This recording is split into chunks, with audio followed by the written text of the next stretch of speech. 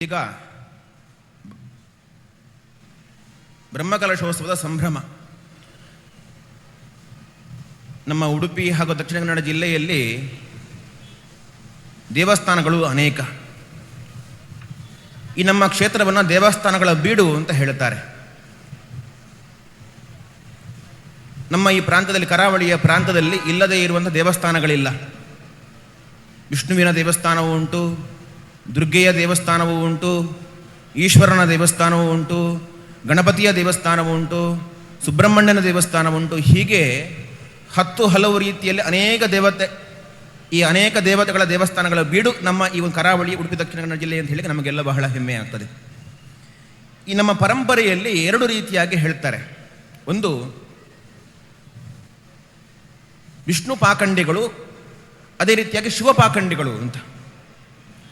ವಿಷ್ಣು ಪಾಖಂಡಿಗಳು ಅಂದರೆ ಏನು ಅಂತ ಹೇಳಿದರೆ, ಕೇವಲ ಅವರು ವಿಷ್ಣುವಿನ ಆರಾಧನೆಯನ್ನು ಮಾತ್ರ ಮಾಡ್ತಾರೆ. ವಿಷ್ಣುವಿನನ್ನು ಬಿಟ್ಟು ಬೇರೆ ಯಾವ ದೇವತೆಯ ಆರಾಧನೆಯನ್ನು ಮಾಡುವುದಿಲ್ಲ. ಹೊರತಾಗಿ ಬೇರೆ ದೇವತೆಗಳನ್ನು ದ್ವೇಷ ಮಾಡ್ತಾರೆ, ವಿಷ್ಣುವಿನ ಆರಾಧನೆಯನ್ನು ಮಾತ್ರ ಮಾಡ್ತಾರೆ.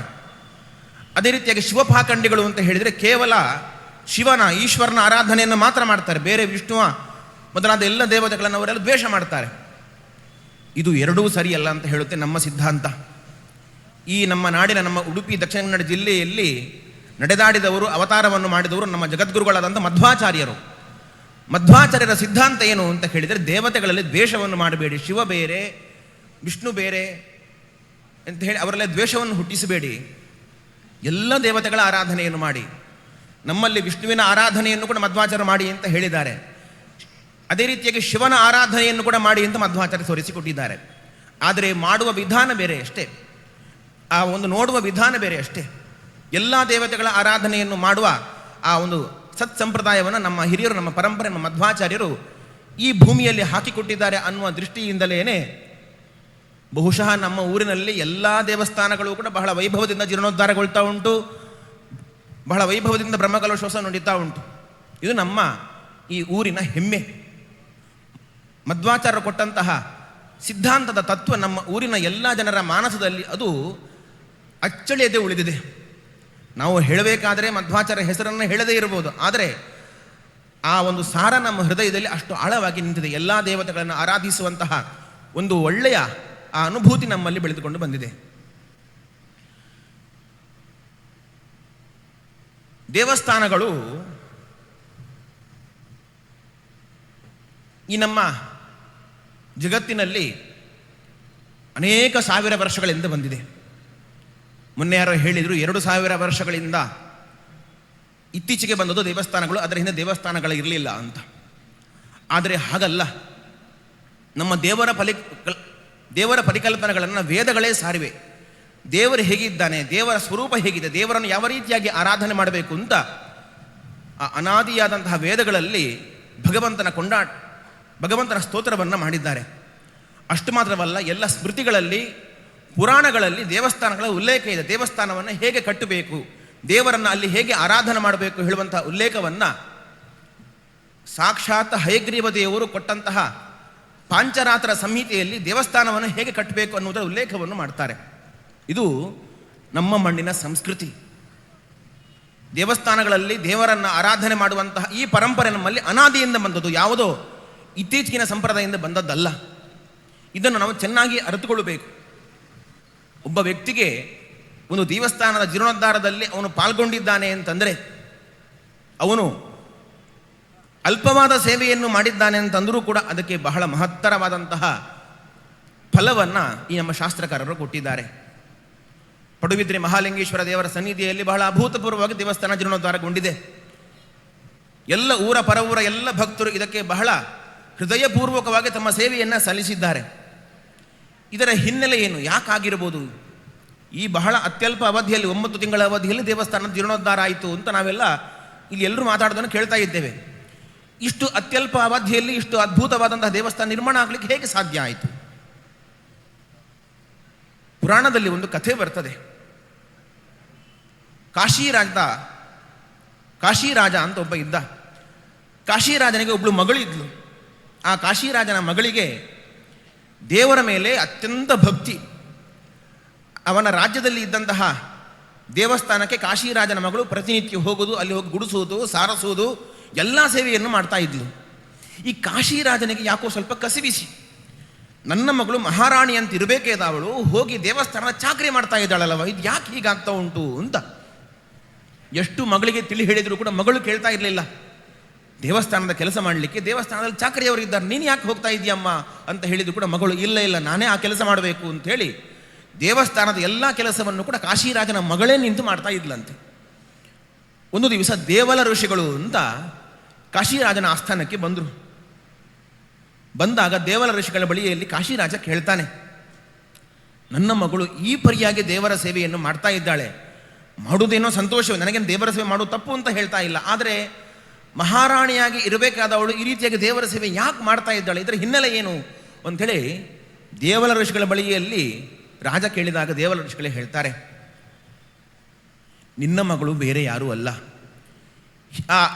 ನಿನ್ನ ಮಗಳು ಹಿಂದಿನ ಜನ್ಮದಲ್ಲಿ ಒಂದು ಮಿಡತೆಯ ಹುಳವಾಗಿ ಇದ್ಲು.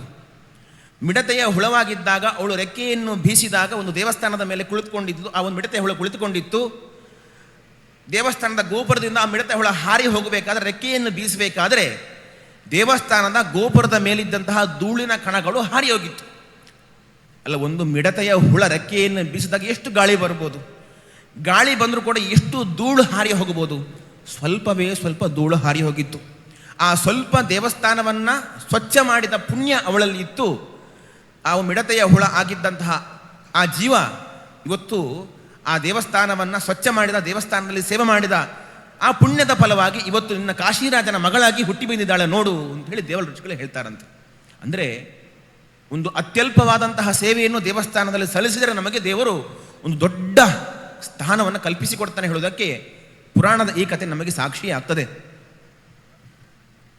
ಅದೇ ರೀತಿಯಾಗಿ ಪಡುಬಿದ್ರೆಯ ಎಲ್ಲ ಭಕ್ತರಿಗೆ ಈ ದೇವಸ್ಥಾನದ ಜೀರ್ಣೋದ್ಧಾರದಲ್ಲಿ ಪಾಲ್ಗೊಳ್ಳುವಂತಹ ಈ ಭಾಗ್ಯ ಸಿಕ್ಕಿದೆ ಅಂದರೆ ಬಹುಶಃ ನಿಮಗೆಲ್ಲ ಜನ್ಮಾಂತರದಲ್ಲಿ ದೊಡ್ಡ ಪುಣ್ಯದ ಒಂದು ಗಂಟೆ ಸಿಕ್ಕಿತ್ತು. ಆ ಪುಣ್ಯದಿಂದಲೇ ಇವತ್ತು ನಿಮಗೆ ಇಷ್ಟು ಅಭೂತಪೂರ್ವವಾಗಿ ದೇವಸ್ಥಾನವನ್ನು ಜೀರ್ಣೋದ್ಧಾರಗೊಳಿಸುವಂತಹ ಭಾಗ್ಯವನ್ನು ಮಹಾಲಿಂಗೇಶ್ವರ ದೇವರು ಕೊಟ್ಟಿದ್ದಾನೆ ಅಂತ ಹೇಳಿದ್ರೆ ತಪ್ಪಾಗಲಿಕ್ಕಿಲ್ಲ.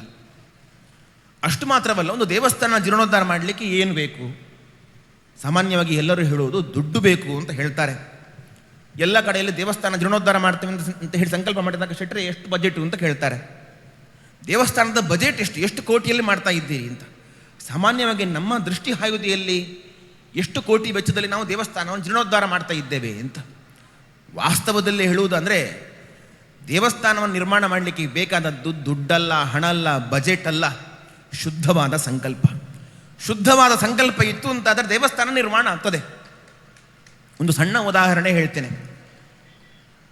ಒಬ್ಬ ವ್ಯಕ್ತಿ ಇದ್ದ, ನಿರ್ಗತಿಕ, ಕೈಯಲ್ಲಿ ಕಾಸು ಇರಲಿಲ್ಲ, ಭಿಕ್ಷೆ ಬೇಡಿ ಜೀವನ ಮಾಡ್ತಾ ಇದ್ದ. ಮನಸ್ಸು ಮಾತ್ರ ಬಹಳ ಶುದ್ಧವಾಗಿತ್ತು. ಹೀಗೆ ಅವನು ಊರೂರು ಭಿಕ್ಷೆ ಬೇಡಿಕೊಂಡು ಹೋಗಬೇಕಾದ್ರೆ, ಒಂದು ಊರಿಗೆ ಹೋಗಬೇಕಾದ್ರೆ ಒಬ್ಬರು ಜ್ಯೋತಿಷ್ಯರು ಸಿಕ್ಕಿದ್ರಂತೆ. ಜ್ಯೋತಿಷ್ಯರು ಸಿಕ್ಕಿದ್ರು, ನನ್ನ ಭವಿಷ್ಯ ಏನು ಅಂತ ಕೇಳಬೇಕು ಅಂತ ಅವನಿಗೊಂದು ಕುತೂಹಲ ಹುಟ್ಟಿತು.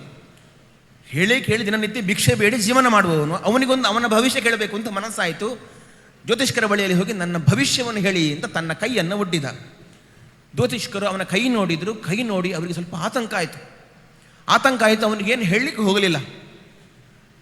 ನಾಳೆ ಹೇಳ್ತೇನೆ ಅಂತ ಹೇಳಿದ್ರಂತೆ. ಈ ನಿರ್ಗತಿಕ ವ್ಯಕ್ತಿಗೆ ಬಹಳ ಮನಸ್ಸಿಗೆ ಸ್ವಲ್ಪ ಬೇಸರ ಆಯಿತು. ಯಾಕೆ ಇವರು ನನಗೇನು ಹೇಳಲೇ ಇಲ್ಲಲ್ವಾ ಅಂತ. ಸರಿ ಆಯಿತು ಅಂತ ಹೇಳಿದ. ಮತ್ತು ರಾತ್ರಿ ಆಯಿತು. ರಾತ್ರಿ ಆದಾಗ ಅದೇ ಊರಿನಲ್ಲಿ ಒಂದು ಹಾಳು ಬಿದ್ದಂತಹ ದೇವಸ್ಥಾನ ಇತ್ತು. ಆ ಒಂದು ಹಾಳು ಬಿದ್ದ ದೇವಸ್ಥಾನದಲ್ಲಿ ಆ ವ್ಯಕ್ತಿ ಹೋಗಿ ಮಲಗಿಕೊಂಡ. ರಾತ್ರಿ ಹೊತ್ತು ಇಲ್ಲಿಗೆ ನಾನು ಕಳೀತೇನೆ ಅಂತೇಳಿ ಅಲ್ಲಿ ಮಲಗಿಕೊಂಡ.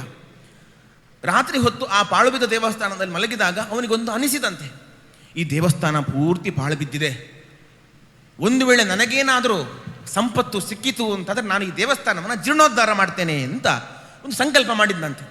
ಅಲ್ಲವನಿಗೆ ನಾಳೆ ಬೆಳಿಗ್ಗೆ ಇದ್ದರೆ ಏನು ತಿನ್ನಲಿಕ್ಕೆ ಅಂತ ಯೋಚನೆ ಮಾಡಬೇಕು ಅವನು. ಇನ್ನೊಬ್ಬರ ಮನೆ ಮಂದಿ ಹೋಗಿ ಭಿಕ್ಷೆ ಬೇಡಬೇಕು ಅವನು. ಅಂತಹ ವ್ಯಕ್ತಿ ಒಬ್ಬ ಒಂದು ಸಜ್ಜನಿಕೆ ಇತ್ತು ಅಂತಾದರೆ, ಒಳ್ಳೆಯ ಮನಸ್ಸು ಇತ್ತು ಅಂತಂದರೆ ಏನೂ ಮಾಡ್ಬೋದು ಹೇಳುವುದಕ್ಕೆ ವ್ಯಕ್ತಿ ಹೇಳಿದ, ನನಗೇನಾದರೂ ಸಂಪತ್ತು ಸಿಕ್ಕಿದ್ರೆ ನಾಳೆ ನಾನು ಈ ದೇವಸ್ಥಾನವನ್ನು ಜೀರ್ಣೋದ್ಧಾರ ಮಾಡ್ತೇನೆ ಅಂತೇಳಿ ಸಂಕಲ್ಪ ಮಾಡಿದ. ನಿದ್ರೆಗೆ ಜಾರಿದ. ಸ್ವಲ್ಪ ಹೊತ್ತಲ್ಲಿ ದೇವಸ್ಥಾನದ ಒಂದು ಬದಿಯಿಂದ ಕಂಬ ಜಾರಿ ಬಿದ್ದು ಒಂದು ದೊಡ್ಡ ಶಬ್ದ ಆಯಿತು. ಶಬ್ದಕ್ಕೆ ಎಚ್ಚರ ಆಯಿತು. ಎಚ್ಚರ ಆದಾಗ ತನ್ನ ಸಮೀಪದಲ್ಲಿಯೇ ಒಂದು ದೇವಸ್ಥಾನದ ದೊಡ್ಡ ಕಂಬ ಜಾರಿ ಬಿದ್ದಿದೆ. ಸ್ವಲ್ಪ ಇತ್ಲಾಗಿ ಬಿದ್ದಿದ್ರು ಕೂಡ ಇವನ ಮೈ ಮೇಲೆ ಬಿದ್ದಿತ್ತು. ಇವನ ಪ್ರಾಣಹಾನಿ ಆಗ್ತಾ ಇತ್ತು. ಸ್ವಲ್ಪದರಲ್ಲೇ ಬಚಾವಾದ ಇವನಿಗೆ ಬಹಳ ಆಶ್ಚರ್ಯ ಆಯಿತು. ಮರುದಿವಸ ಬೆಳಿಗ್ಗೆ ಮತ್ತೆ ಯಥಾ ಪ್ರಕಾರವಾಗಿ ಜ್ಯೋತಿಷ್ಯರು ಸಿಕ್ಕಿದ್ರು. ಜ್ಯೋತಿಷ್ಯರ ಬಳಿಯಲ್ಲಿ ಹೋಗಿ ಈ ವ್ಯಕ್ತಿ ಹೋಗಿ ಕೇಳ್ತಾನೆ, ಸ್ವಾಮಿ ನಾಳೆ ಹೇಳ್ತೇನೆ ಅಂತ ಹೇಳಿದರೆ ಏನು ಹೇಳಿ ಭವಿಷ್ಯ ಅಂತ. ಅದಕ್ಕೆ ಕೇಳಿದರು, ನೀನು ಬದುಕಿದ್ಯಲ್ವಾ? ಹೌದು ಬದುಕಿದ್ದೇನೆ, ಯಾಕೆ ಏನಾಯಿತು, ಏನು ನಡೀತು ಹೇಳು ಹಾಗಾದರೆ ಅಂತ ಕೇಳಿದರು. ಆ ವ್ಯಕ್ತಿ ಹೇಳ್ತಾನೆ, ನಾನು ದೇವಸ್ಥಾನದಲ್ಲಿ ಮಲಗಿದ್ದೆ, ರಾತ್ರಿ ಬೆಳಗ್ಗೆ ಹೇಳಬೇಕಾದ್ರೆ ಒಂದು ಕಂಬ ಜಾರಿ ಬಿದ್ದಿದ್ದು ನನ್ನ ಪಕ್ಕದಲ್ಲೇ ಬಿದ್ದಿತ್ತು ಅಂತ. ನೋಡು, ಪಕ್ಕದಲ್ಲೇ ಬಿದ್ದಿದ್ದು ನಿನಗೇನೂ ಆಗಲಿಲ್ಲಲ್ವಾ? ಇಲ್ಲ ನನಗೇನೂ ಆಗಲಿಲ್ಲ. ಯಾಕೆ ಆಗಲಿಲ್ಲ, ನೀನೇನು ಸಂಕಲ್ಪ ಮಾಡಿದ್ದು ಹೇಳು ಅಂತ ಜ್ಯೋತಿಷ್ಯರು ಕೇಳ್ತಾರೆ. ಈ ವ್ಯಕ್ತಿ ಹೇಳಿದಂತೆ, ಇಲ್ಲ ನಾನೇನು ಸಂಕಲ್ಪ ಮಾಡಲಿಲ್ಲ, ನನಗೇನಾದರೂ ಸಂಪತ್ತು ಸಿಕ್ಕಿತು ಅಂತಂದರೆ ದೇವಸ್ಥಾನ ಜೀರ್ಣೋದ್ಧಾರ ಮಾಡ್ತೇನೆ ಅಂತ ಸಂಕಲ್ಪ ಮಾಡಿದೆ ಅಂತ. ನೋಡು, ಅದಕ್ಕೆ ನೀನು ದೇವಸ್ಥಾನವನ್ನು ಜೀರ್ಣೋದ್ಧಾರ ಮಾಡ್ತೇನೆ ಅಂತ ಹೇಳಿ ಸಂಕಲ್ಪ ಮಾಡಿದ್ದಿ, ನಿನ್ನ ಬದುಕಿನಲ್ಲಿ ಆಯುಷ್ಯ ನಿನ್ನೆಗೆ ಮುಗಿದಿತ್ತು. ನನ್ನ ಭವಿಷ್ಯ ಹೇಳಿ ಅಂತ ನನ್ನನ್ನು ನೀನು ಬಂದು ಕೇಳಿದಿ. ನಿನ್ನ ಕೈಯನ್ನು ನೋಡುವಾಗ ನಿನ್ನ ಆಯುಷ್ಯ ಮುಗಿತು, ನಿನಗಿನ್ನು ಬದುಕುವ ಯಾವ ಲಕ್ಷಣವೂ ಇರಲಿಲ್ಲ. ಹಾಗಾಗಿ ನಾನು ನಿನ್ನ ಭವಿಷ್ಯವನ್ನು ಹೇಳಲಿಕ್ಕೆ ಹೋಗಲಿಲ್ಲ. ಯಾವಾಗ ನೀನು ದೇವಸ್ಥಾನವನ್ನು ಜೀರ್ಣೋದ್ಧಾರ ಮಾಡ್ತೇನೆ ಅಂತ ಸಂಕಲ್ಪ ಮಾಡಿದ್ಯೋ ಆವಾಗ ನಿನ್ನ ಆಯುಷ್ಯವನ್ನು ದೇವರು ರಿನಿವಲ್ ಮಾಡಿಬಿಟ್ಟ. ಆಯುಷ್ಯ ವೃದ್ಧಿಯಾಗಿದೆ ನಿನಗೆ, ಖಂಡಿತವಾಗಿ ನಿನಗೆ ಮುಂದೆ ಸಂಪತ್ತು ಸಿಕ್ಕೇ ಸಿಗ್ತದೆ. ಆ ಸಂಪತ್ತಲ್ಲಿ ದೇವಸ್ಥಾನವನ್ನು ನೀನು ಅವಾಗ ಜೀರ್ಣೋದ್ಧಾರ ಮಾಡಬೇಕು ಅಂತ ಹೇಳಿ ಜ್ಯೋತಿಷ್ಯರು ಹೇಳಿ ಹೊರಟು ಹೋದ್ರಂತೆ. ಅದೇ ರೀತಿಯಾಗಿ ಆ ವ್ಯಕ್ತಿಗೆ ಮುಂದೆ ಒಳ್ಳೆಯ ರೀತಿಯಲ್ಲಿ ಕಷ್ಟಪಟ್ಟು ದುಡಿದು ಸಂಪತ್ತನ್ನು ಸಂಪಾದನೆ ಮಾಡ್ತಾನೆ, ದೇವಸ್ಥಾನವನ್ನು ಜೀರ್ಣೋದ್ಧಾರ ಮಾಡಿದ ಅಂತ ಒಂದು ಕಥೆ ಇದೆ. ಅದೇ ರೀತಿಯಾಗಿ ನಾವು ಕೂಡ ಇಲ್ಲಿ ನಾವು ನೋಡುವುದಾದರೆ ದೇವಸ್ಥಾನ ಜೀರ್ಣೋದ್ಧಾರ ಮಾಡಲಿಕ್ಕೆ ಏನು ಬೇಕು? ಸಂಕಲ್ಪ ಶುದ್ಧಿ ಇದ್ದರೆ ಸಾಕು.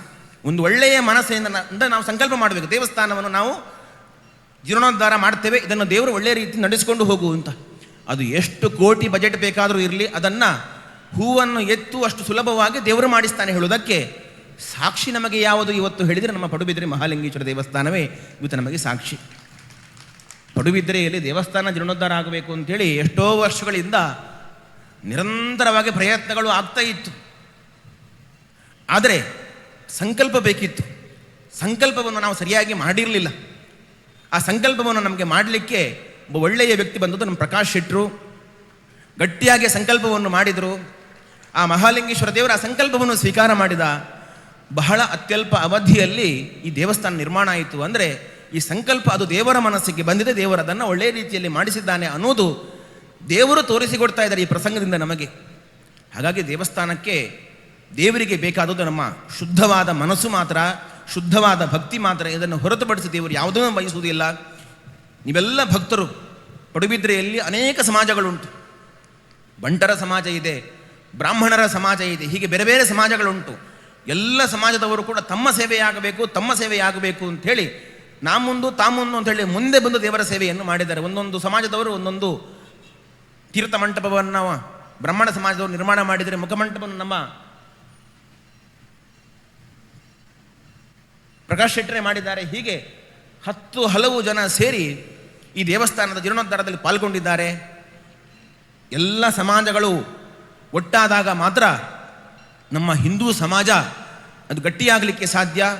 ಅದಕ್ಕೆಲ್ಲ ಮುಖ್ಯವಾದ ಕೇಂದ್ರ ಸ್ಥಾನ ನಮ್ಮ ದೇವಸ್ಥಾನಗಳು ಅಂತ ಅನ್ನೋದಕ್ಕೆ ಈ ಪಡುಬಿದ್ರೆಯ ಮಹಾಲಿಂಗೇಶ್ವರ ದೇವಸ್ಥಾನ ಇವತ್ತು ನಮಗೆ ಸಾಕ್ಷಿಯಾಗಿದೆ. ಎಲ್ಲ ಸಮಾಜದವರು ಜೊತೆಯಾಗಿ ಸೇರಿ ಈ ದೇವಸ್ಥಾನವನ್ನು ಬಹಳ ಅದ್ಭುತವಾಗಿ ನಿರ್ಮಾಣವನ್ನು ಮಾಡಿದ್ದಾರೆ. ಯಾರು ಈ ದೇವಸ್ಥಾನದ ಜೀರ್ಣೋದ್ಧಾರದಲ್ಲಿ ಸೇವೆಯನ್ನು ಸಲ್ಲಿಸಿದ್ದಾರೋ ಅವರಿಗೆಲ್ಲರಿಗೂ ಕೂಡ ಮಹಾಲಿಂಗೇಶ್ವರ ದೇವರು, ಮಹಾಗಣಪತಿ ದೇವರು, ನಮ್ಮ ಉಡುಪಿಯ ಕೃಷ್ಣಮುಖ್ಯ ಪುರಾಣ ದೇವರು ವಿಶೇಷವಾಗಿ ಅನುಗ್ರಹವನ್ನು ಮಾಡಲಿ.